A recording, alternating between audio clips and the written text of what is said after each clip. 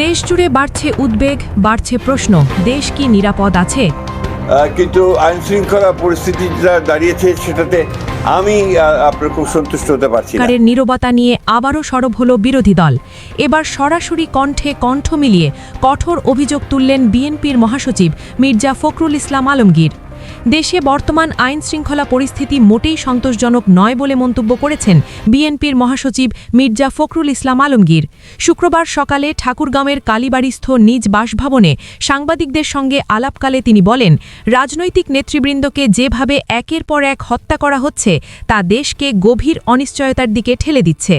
মির্জা ফখরুল বলেন, দেশের মানুষ একটি গ্রহণযোগ্য নির্বাচনের জন্য দীর্ঘদিন ধরে অপেক্ষা করছে, কিন্তু বর্তমান পরিস্থিতিতে সেই নির্বাচনের পরিবেশ আদৌ রয়েছে কিনা তা নিয়ে বড় প্রশ্ন দেখা দিয়েছে। তিনি অভিযোগ করেন, বিএনপির বহু নেতাকর্মী হত্যাকাণ্ডের শিকার হলেও সরকার এখনও কার্যকর কোনো পদক্ষেপ নিতে পারেনি। তিনি আরও বলেন, এসব ঘটনার তীব্র নিন্দা জানানো হলেও সরকার দায়িত্বশীল ভূমিকা পালন করছে না।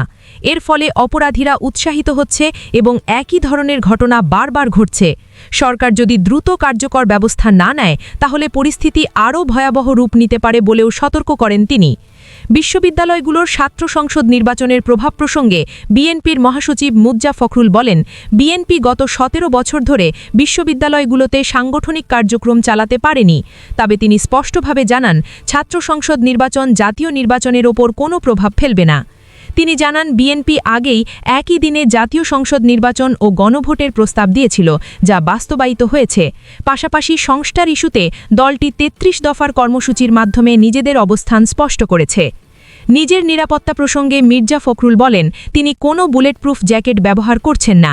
যদিও সাম্প্রতিক সময়ে অনেক রাজনৈতিক নেতার ওপর হামলার কারণে অনেকে নিরাপত্তা জোরদার করেছেন, তবে তিনি সাধারণ মানুষের মতোই চলাফেরা করছেন বলে জানান। এ সময় তিনি জানান, তারেক রহমানের উত্তরবঙ্গ সফর রাজনৈতিকভাবে অত্যন্ত গুরুত্বপূর্ণ। এই সফরের মাধ্যমে স্থানীয় নেতাকর্মীরা আরও উজ্জীবিত হবেন বলে আশা প্রকাশ করেন তিনি। সফরটি ব্যক্তিগত হলেও এর রাজনৈতিক গুরুত্ব রয়েছে বলে মন্তব্য করেন মির্জা ফখরুল। তিনি আরও বলেন, সফরকালে তারেক রহমান জুলাই যোদ্ধা শহীদ আবু সাইদ সহ অন্যান্য শহীদের কবর জিয়ারত করবেন এবং প্রয়াত বিএনপি চেয়ারপারসন বেগম খালেদা জিয়ার গণদোয়া মাহফিলে অংশ নেবেন। রাজনৈতিক অস্থিরতা, আইন শৃঙ্খলার প্রশ্ন আর আসন্ন নির্বাচন সব মিলিয়ে দেশ কোন পথে যাচ্ছে, সরকারের জবাব কী হবে এসব অভিযোগের সময়ই বলে দেবে। তবে মানুষের চোখ এখন ক্ষমতার দিকেই। আপনি দেখছিলেন এনএলবি নিউজ। সাথে থাকার জন্য ধন্যবাদ। পরবর্তী আপডেট জানতে এখনই সাবস্ক্রাইব করুন আমাদের চ্যানেল। ধন্যবাদ।